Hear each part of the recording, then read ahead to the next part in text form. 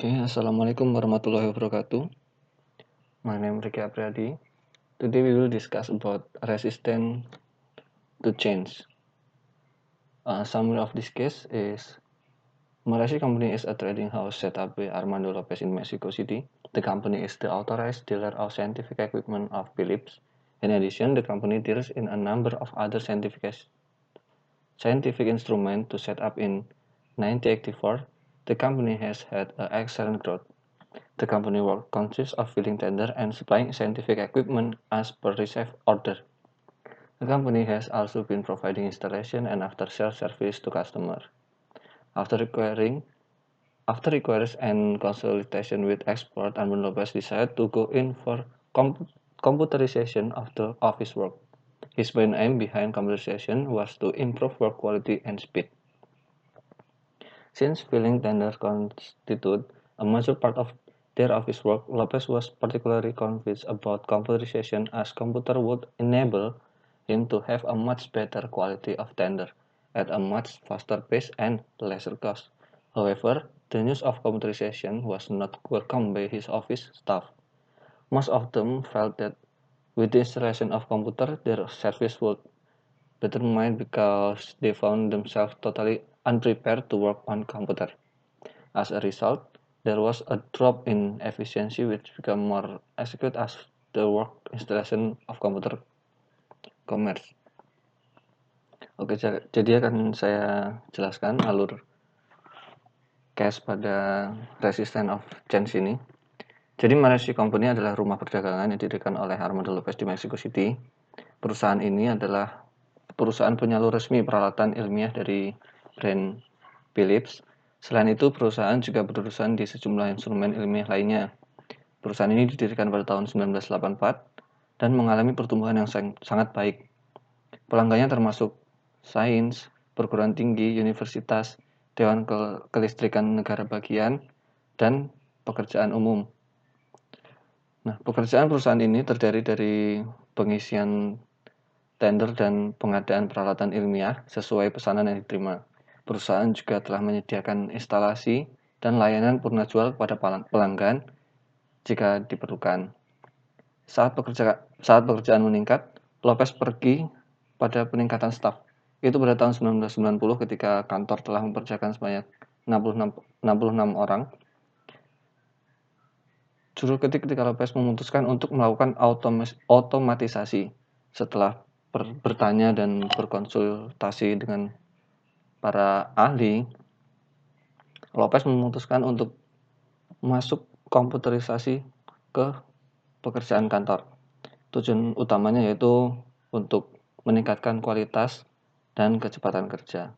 Selain itu, dia juga sudah muak dengan ketergantungannya yang berlebihan pada mesin-mesin ketik manual karena sering rusak dan mahal biaya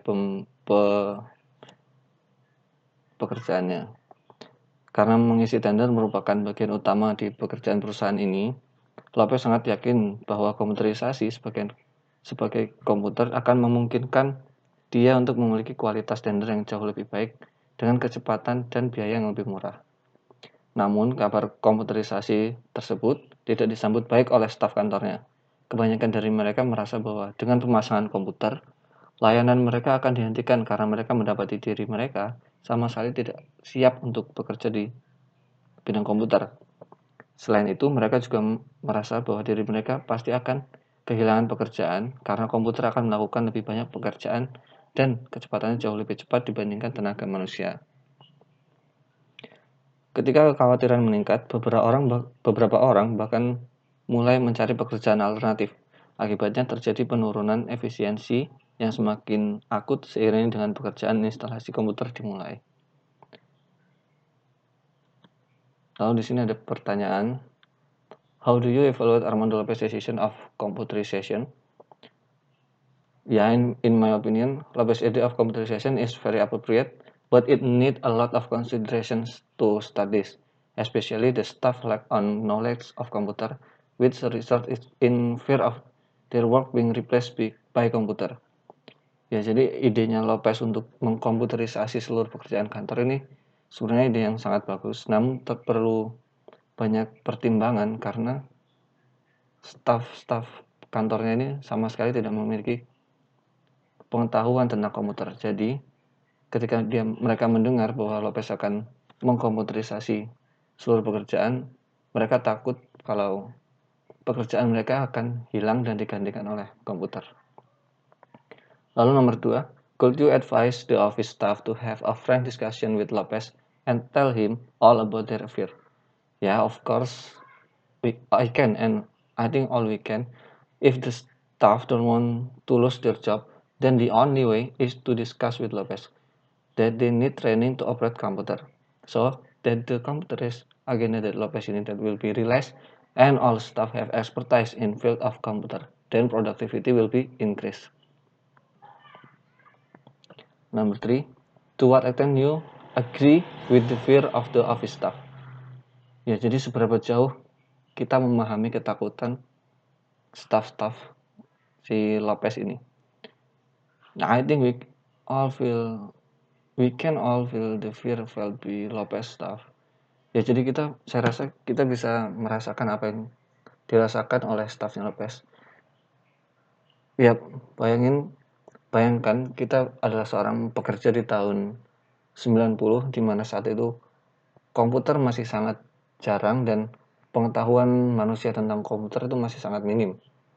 Lalu tiba-tiba di perusahaan kita itu akan dilakukan komputerisasi atau seluruh pekerjaan akan digantikan oleh komputer. Maka pekerja-pekerja yang tentunya tidak memiliki pengetahuan terhadap komputer dan teknologi, mereka akan takut itu. Kita akan takut kalau pekerjaan kita akan digantikan oleh orang yang lebih reliable atau memang pekerjaan kita akan sepenuhnya digantikan oleh komputer dan teknologi. Nomor 4, how should Lopez react? If I become a Lopez, the first thing I do is to open a discussion room to all staff and explain to them that computerization is the most appropriate way to increase company productivity. Therefore, all staff and workers should be given training on computer operation. I think by the way like that, there will be no fear of company staff. Okay, thank you. That's all of my presentation. If you have any question, just ask me on Scholarkey.